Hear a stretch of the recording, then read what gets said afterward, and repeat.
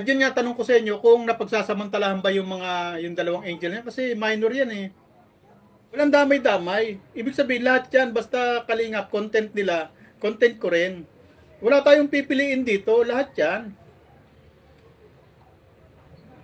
Hindi po pwedeng sabing walang damay-damay. O, damayan na raw, sabi ni Mang Busilak. Damay-damay na. Natatandaan niyo yung ginawa niya kay Reyna? Imbis na yung bata, nasa bahay niya, natututuran sa sariling bahay. Ano ginawa ng mga kalingap na yan, mga reactor na yan? Diba? Sinundan ng sinundan, hindi tinantanan. Nasa sariling pamamahay na yun ng bata, ah. Kaya sabi ko sa inyo, hindi ko tatantanan yung kalingap na yan. Ang angels nagmula sa damit na hindi nakikita. Ang masela na parte sa katawan at sa kalaunan na yun. Lumabas ang aring king. Kaya ang isa dyan na bata, malamang mapunta na rin dyan. O yun nga, si Krista. Hindi po pwede idamay lahat-lahat yan. Pera-pera yan sa kalingap. Sabi ni pobreng nurse. Si Krista, si Beyonce, si Carla, ilan lamang sa mga kalingap angels na pilit na sinisira o pinapapangit ang impresyon sa social media nitong si Ricky Santos o kilala sa pangalang Federico Santos.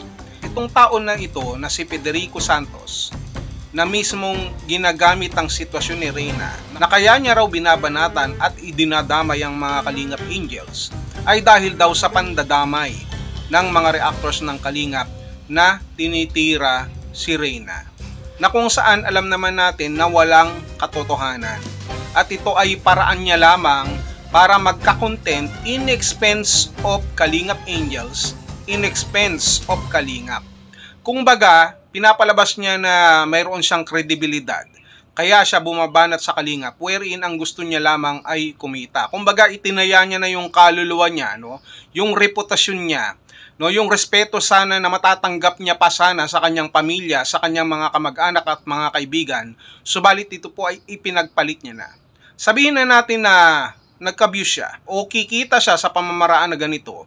Ang tanong dito, masisikmura niya ba na ipakain sa kanyang pamilya, ipantosto sa pangangailangan ng kanyang pamilya, yung kanyang ginagawang paninira sa Kalingap Angels, yung kanyang ginagawang paninira, pandadamay sa Kalingap Angels na wala namang ginagawang masama sa kanya. Na ang sabi niya dahil dinamay daw si Reyna, kaya idadamay niya na raw lahat, pati ang Kalingap Angels. Yung mga ganitong klaseng pananalita ng isang tao na kagaya ni Ricky Santos ay gawain po ng isang taong duwag. Gawain ng isang taong walang kredibilidad at walang kaluluwa. Yan ang idol nyo. Yung mga naniniwala kay Federico, magsama-sama kayo sapagkat mga wala kayong utak at mga wala kayong kredibilidad.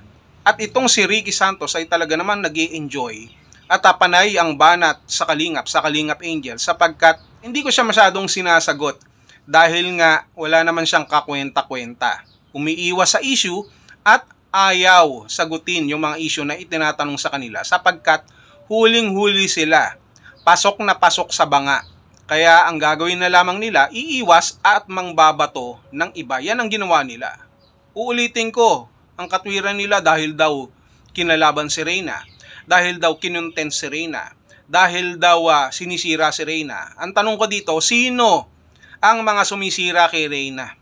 Tanungin ko sa iyo, sino ang mga sumisira ng direkta kay Reyna? Kung mayroon na kasama ko sa Kalingap, ako mismo ang titira at pag-uumpugin ko pa kayong dalawa.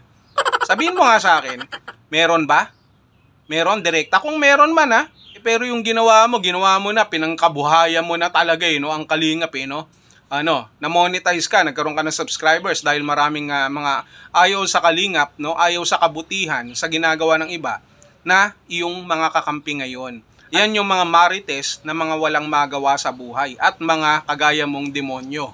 Ganun lang yun Federico, Ay, yabang-yabang mo porket hindi kita pinapansin ng mga nakaraan na. Nagko-comment lang ako Feeling mo, ang galing-galing mo na dyan, nagmamagaling ka na. Federico, Ito idinamay pa ang Kalingap Angels, yung mga ganyang klase, duwag yan. Kasi nga, kung matapang ka, ang haharapin mo yung mismong mga reaktor, hindi yung kung sino-sino pa. O ako, kagaya nung sabi ko, kada kakahul ka, babanatan ko yung iba. O baka sabihin mo naman na walang kasalanan yung mga binabanatan ko na dapat sana ikaw. Pare-pares lang naman kayo may kasalanan dyan. Sila Rowan Name, sila Yen. Magkakasabwat kayo, magkakadamay kayo, pare-pares kayong mababaho. Pare-pares kayong mga plastic. Pare-pares kayong mga sinusunog na ang kaluluwa sa impyerno. Mga nagmamalinis na marami ng baho na tinatago. O, parang ikaw, Federico, di ba ganun ka rin? O ano, yan naman ang sabi ng mga kapitbahay mo, di ba? Akala mo masyado kang malinis magsalita sa social media, pero sa mga kalugar nyo, wala ka naman, isa ka lang basura. Di ba?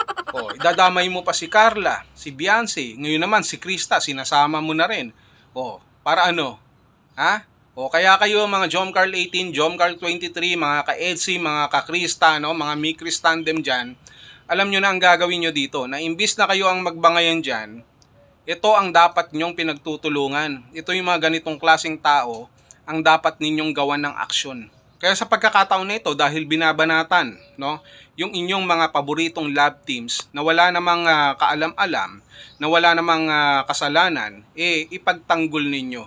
At gawin nyo ang lahat para mabigyan ng hustisya dun sa mga ganitong klaseng tao na kagaya ni Ricky Santos na walang ginawa kung hindi manira ng kapwa. Malamang sa malamang, ito, nung maliit pa lamang to, tinuruan to ng mga katarantaduhan ng mga magulang niya.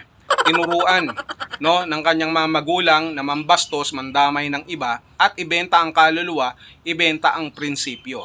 Kaya dito sa mga Kalingap Angels, kay Beyonce, kay Krista at kay Carla, huwag kayong mag-alala sapagkat hanggat nandito kami, ipagtatanggol namin kayo dun sa mga tao na mga mapanira.